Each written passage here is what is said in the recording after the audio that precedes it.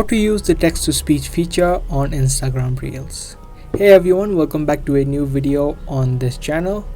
And in today's video, I'm exactly going to show you the steps that you need to use the text-to-speech feature on Instagram.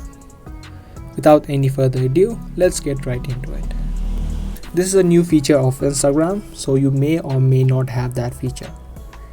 Before you try, make sure you update your Instagram to the latest version. Once you do, tap on the plus icon on the bottom and select the reel option from the bottom. Once you select the reel option, take a reel or upload a video and then tap on next.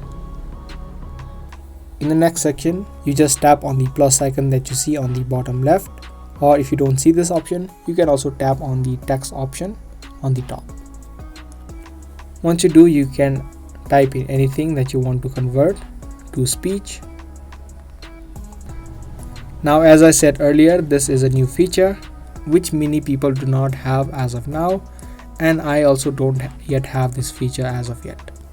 To access the feature, however, you just type in the text and tap on the text on the bottom and tap on the three dots. Once you do, a text to speech will appear. In my case, it's just showing edit text. But if you have that feature, you'll see an option of a text to speech.